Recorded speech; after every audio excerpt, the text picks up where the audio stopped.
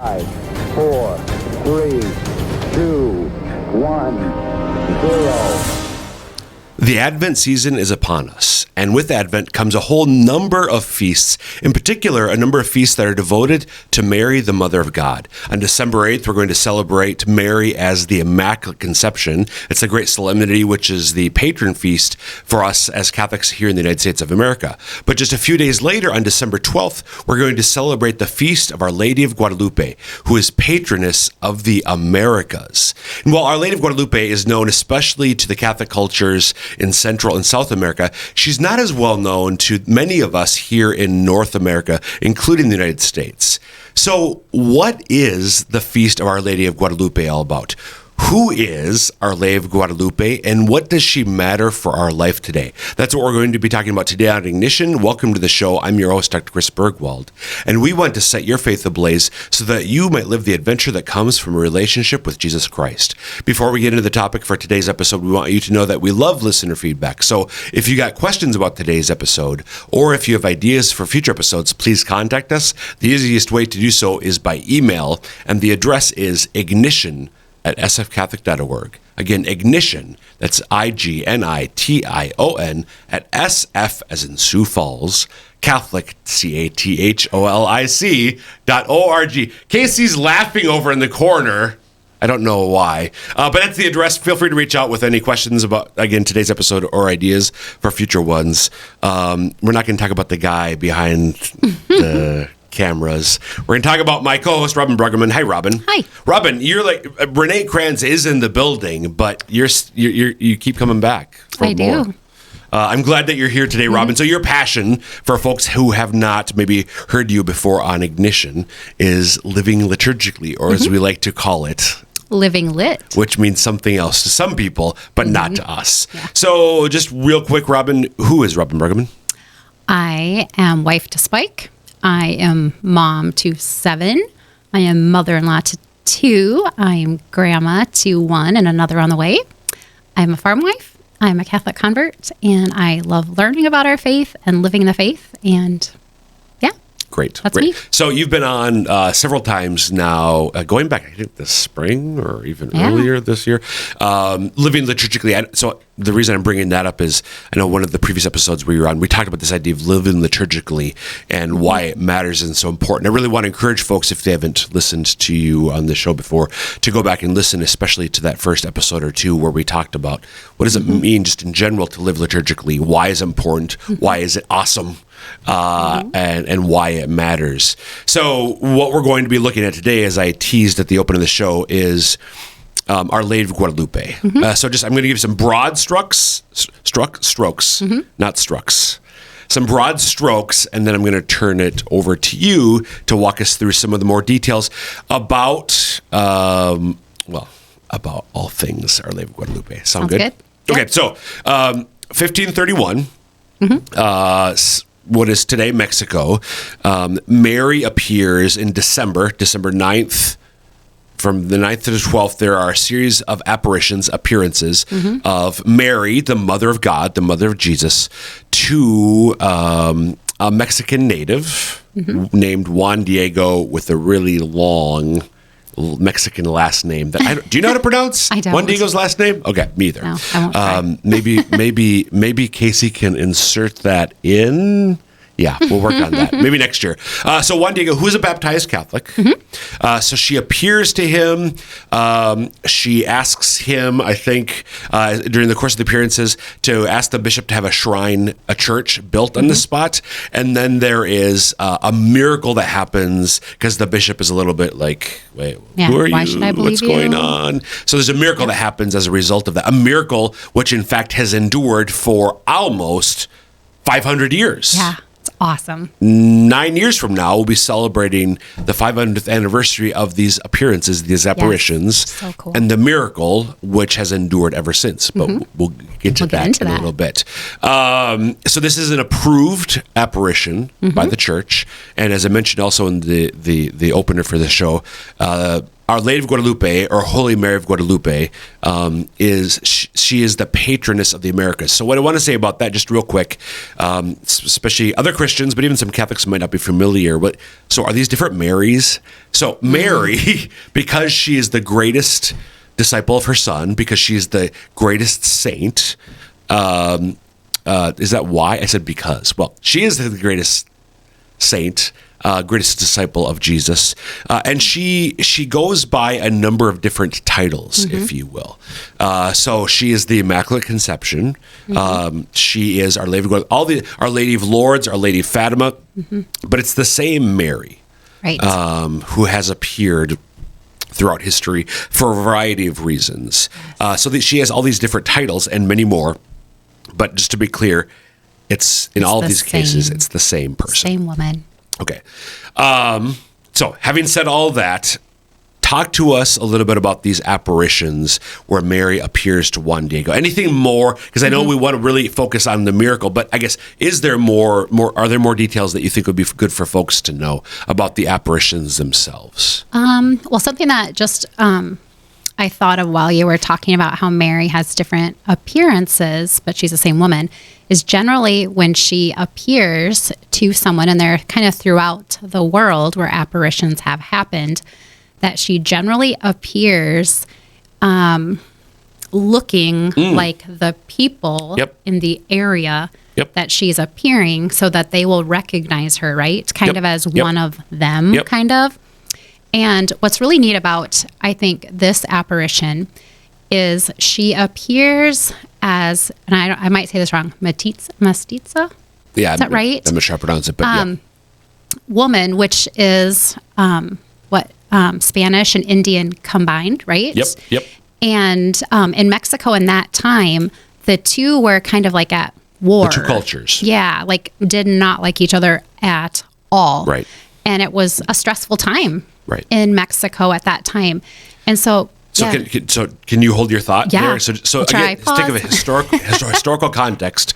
This is 1531. So Columbus sailed the ocean blue in 1492. 1492 Columbus. So really not that. So this is not that long after Columbus, who's Italian, but on behalf of the Spanish throne, discovered, quote unquote, the Americas, and of course the natives who were already the Indians, as we call them, who are already living there. So this is just doing the math real quick. 40 years later, which is not crazy to think of, right? Not that long, really at soon all. after. So Juan Diego is one of the early Christians. Yes, actually, he's baptized. He had been baptized previously as one of the Christians. I can't remember. Do you know Robyn? So I think he was complete native, or were either of his parents Spanish? Do you know? I don't remember that. Anyway, I don't. So context. Thanks for adding that, because that's very helpful. So she appears as, because that was happening. So they had the two sides, but there were people getting together and having children. Yep. But there was still like this, the strife on both sides, right? So when Mary appears, she appears as kind of each of them, right? Right. And so that's so beautiful, but that Juan Diego recognizes her as Mary, and she says that's who she is.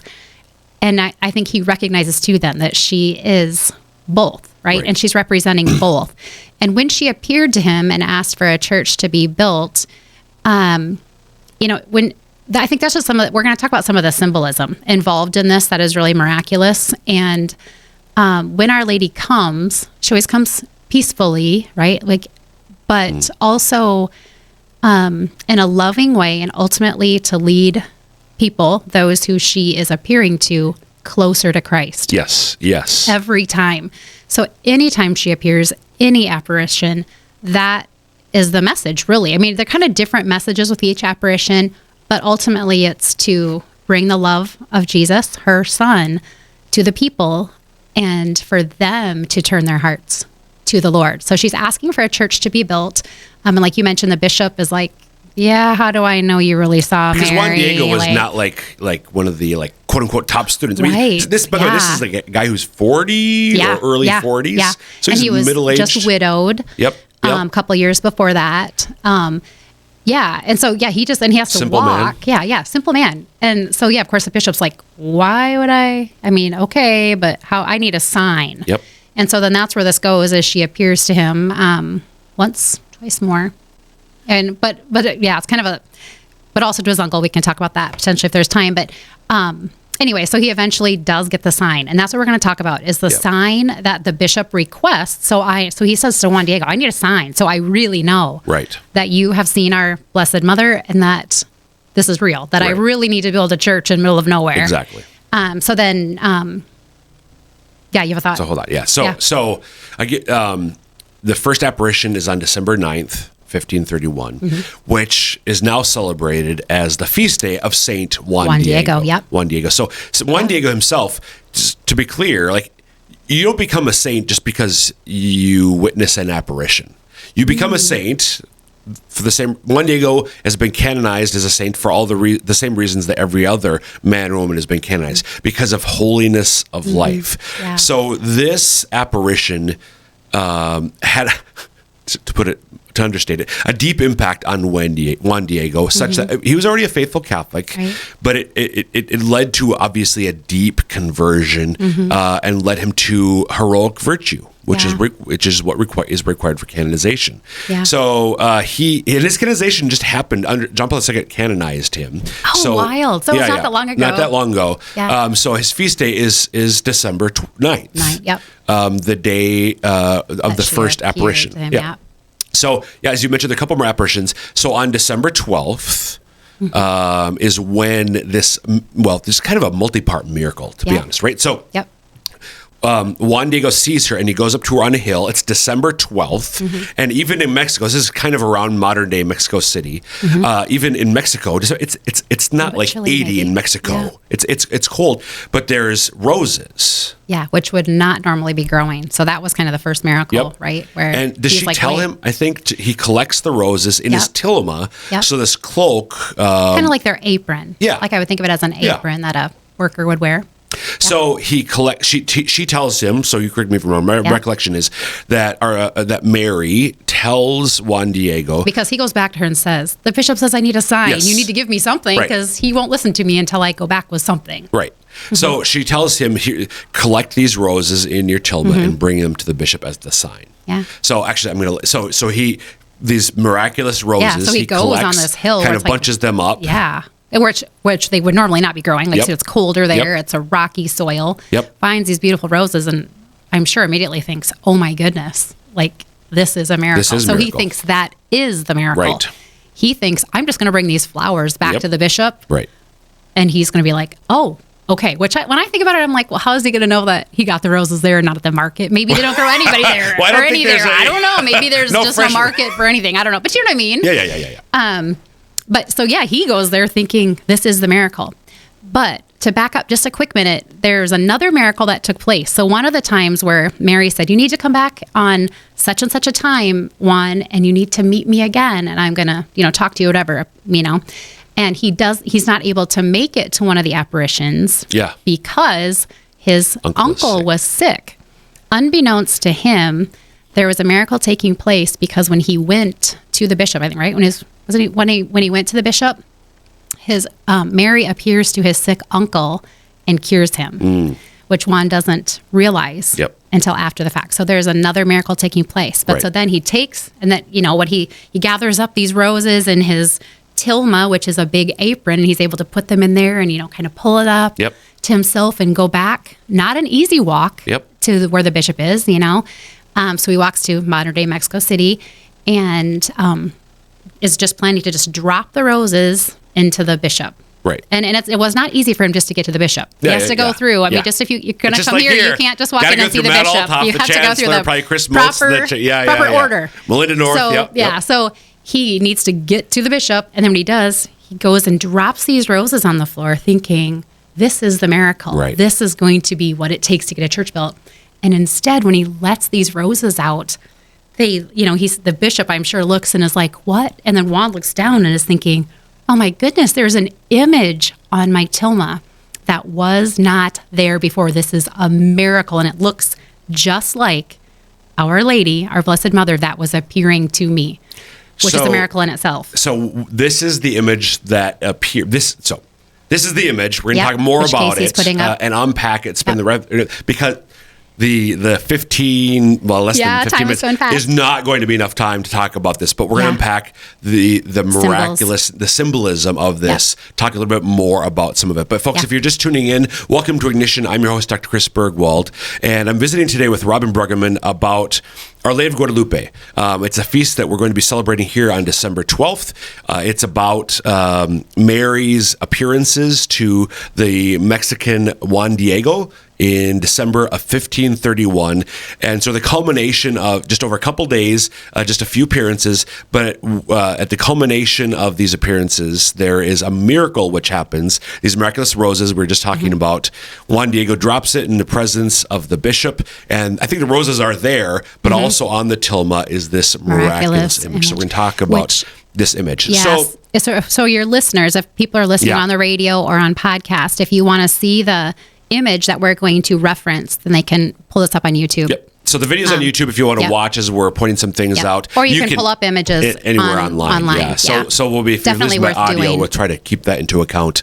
Remember to keep that into account. So a couple of things about this, the miraculous dimensions of this image. So the picture that we're looking at is an actual photograph of the actual tilma worn by Juan Diego, which still exists in Mexico City, in the Cathedral of Mexico City on display today. In a glass case. Almost, so 491 years later.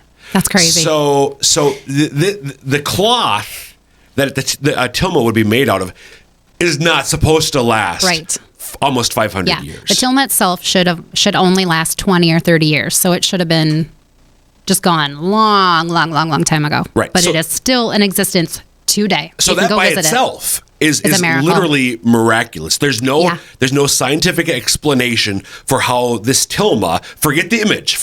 Yeah, just the tilma itself. The tilma itself, the fact that it's still in existence. It's been studied, like every miracle is scientifically studied and so on. So the tilma has been examined by scientists. It has not been treated with some preservative or something. It by itself is miraculous. Yeah. Apart from all the symbols and amazing miracles within.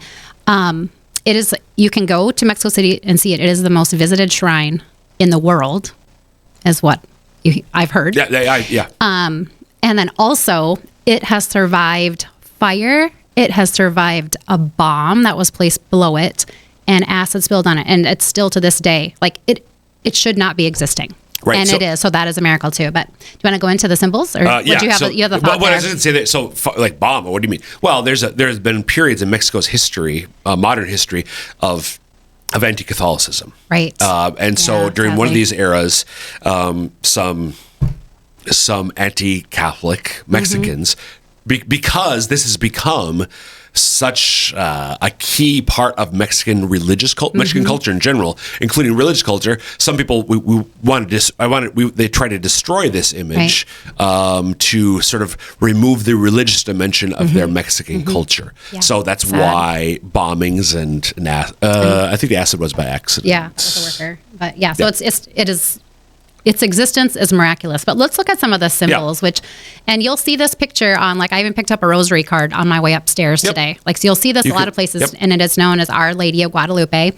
So one of the coolest things is, so they can look at, it's like, so different ways of Juan would have known this is Mary, but also how people, once they saw the image, could also make some connection. So Our Lady's hair is parted in the middle and hanging loosely, which indicates she is a virgin maiden. In the culture of that day. In the culture, yeah. So in the culture, like today, we would not look at that and know that. Right. So that's how. So that's how young virgin maidens wore their hair. Yes. Yep. So scientific analysis has shown reflections of people in the virgin's eyes. So when they study the tilma and they look at the eyes, this is incredible.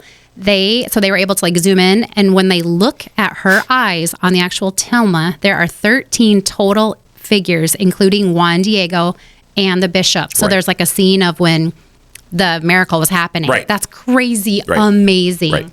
Right. And let's see. Oh, and that the eyes are refractive characteristics of a human eye. Right. That's incredible. That's amazing. totally amazing. So the point there is there's no way someone could not paint that or could not replicate Yeah. this level of detail. Right. So the scene in which especially back then. the scene in which Yeah. Juan Diego opens his tilma to Yep. he thinks just He drop thinks the there's nothing roses. That image was almost as if by photograph. Yeah, which would be impossible back then to have done. Right. So the fact that her eyes, it's one thing to have these symbols, but that her eyes actually reflect that image is By the way, do you know, like, do you have any idea the size? So obviously, Yes, the size of the image itself. Yes, I just read that before I came in, actually. Maybe Casey is able to. Yeah, Casey's we going to keep look going. it up for okay, us. so you can see a cross in the center of the medallion that she carries on the upper part of her dress. Yep. This manifests her consecration to her son Jesus, whose cross reminds us both his total sacrifice for love and for the moment when he gives us Mary as our mother.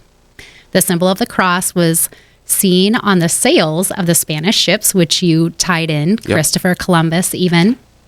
The Virgin's identity as a woman of heaven and earth is affirmed by her garment colors and decorations. Her reddish tunic is the color symbolic of earth, while the star-speckled green-blue mantle symbolizes the heavens. The mantle's color indicates her royalty, since only the Aztec emperors could wear cloaks of that color. So the important point here, the colors, again, this is as it would have been understood by the local culture. So this is not a European culture or Mideastern culture. This is for Central American they understand culture. it. So they'll understand the colors, it well by seeing what they it. convey as they would have understood it. Yep, exactly. So it's showing that she is of heavenly. Right. That's where she's coming from. The 8-petal flowers symbolize the day of new creation. The blossom is in the form of a hill, and the stem is presented as a river. The hill water represented the concept of civilization. The hill represents the highest point of encounter between God and man. Viewed upside down, the flower and stem takes the form of a heart, the source of life, which belongs to and has its origin in God. So Chris has a thought here. Well, no. So you're talking about this. Yep. Okay. So if you look at the red, brown, whatever, there's this image which recurs throughout that you're describing right now. Yep. That has all that. By the way, Robyn, can you just refer to because I think this is available online. Yeah. So where I have the sheet that I'm going off of is from the Shrine of Our Lady of Guadalupe, and that is in Wisconsin by La Crosse. It's an amazing pilgrimage spot devoted and dedicated to her, and they have phenomenal resources available. So you can go to their website. So yeah, definitely do that. So the star, is there something else you want to add? Keep going. Okay. So the stars on her mantle signify that she comes from heaven. She is the queen of heaven. And the coolest thing ever is I hope you talk about what, go ahead. Yeah. Her mantle, then her cloak, the constellations are in the exact position as would have appeared before dawn on the morning of December 12, 1531. So if she spread out her cloak, it would be the same constellations that they would have seen in the sky that very day above Mexico City. That's amazing. So to those me. stars, I'm glad this is one of the most mind-blowing aspects. It is. So the stars that are on the blue-green cloak correspond to the way the stars would have been in the sky. So like I'm just looking at this like, what? But astronomers can take our sky as it is today, 2022, and quote unquote rewind the image as it would have been viewable in from Central America, from Mexico, and it corresponds to the stars on her cloak. Yeah, amazing. Couple of other things. An angel with eagle's wings supports the Mother of God. The eagle was the bird of the sun. Here the angel is a messenger of the Virgin. The angel wears both a tunic and the same color and a brooch like hers. The angel holds her mantle in one hand and the robe with the other, signifying the son she bears is from heaven and earth. Let's see, we're getting around time. The 4-petaled flowers with leaves on her tunic symbolize the Aztecs of the 5th age. The age of peace has begun. The Virgin of Guadalupe, shown among the clouds, represents her divine origin. She is standing in front of the sun, so that's why you see all the way around her is like sun rays. Yep. The sun symbolized the greatest Aztec god, which I cannot pronounce the name, but she announces the God who is greater than their sun god. Right. So I love that because that's also a very important symbol because, she's coming to try and unite these two sides, but also to be like, hey, you guys are worshiping gods. There's only one God, and I'm coming to show you that. And basically all the symbolism here is pointing to that she is from heaven and there is one God and that she is bearing. So I don't know if we talked about yet, the bow above her waist. We have not. The dark ribbon above her womb indicates that she is a woman anticipating the birth of God's only son. So that's very cool also. And then the center of her tunic overlaying her womb is a 4-petaled jasmine flower, which is the sign of the divine and the center of the cosmic order to the Aztecs. The Virgin's baby, Jesus, is the divine and true center of the universe. And I've also read and watched some videos on how they've analyzed this so much by, like I said, scientists and even devil's advocate people to try to prove it wrong, but they can't with all of this. But that also they have done imaging to show like how far along she is pregnant. Just like, it's just crazy, amazing stuff. And this is just some of the symbols. Well, we're going to run out of time. We only have like a minute and a half left. But there are more symbols that, and I think the thing to remember with this is that truly this is all from God. Yep. God does miracles all the time. And sometimes he does things like this. He used our Blessed Mother with these symbols and with the miracles to remind us, I think, of who he is, but also that he is the miracle worker and just why would we not want to be in relationship with God, this amazing person that created us, and he sent his only son, and then he continually shows us ways that he loves us and he wants us to be in relationship with him. So they're just amazing. So my Advent reading, the spiritual reading that I'm doing this Advent, is a book that I've actually read before at least once, if not twice, but I just continually go back to it. It's called Our Lady of Guadalupe, Mother of the Civilization of Love, by Carl Anderson, who used to be the Supreme Knight of the Knights of Columbus, and Father Eduardo Chavez, who promoted the cause of Juan Diego to be canonized, actually. Cool. And they talk about, so this is the final thing, this image is more than just a miracle. It actually, in all its symbolism, as you just quickly touched on some of it, it really unveils a plan for the evangelization of the culture of the Americas. So I really want to encourage, we don't have more time, study this image more. Maybe we'll talk about it next year again, Robyn. Thanks for being here today. Thanks.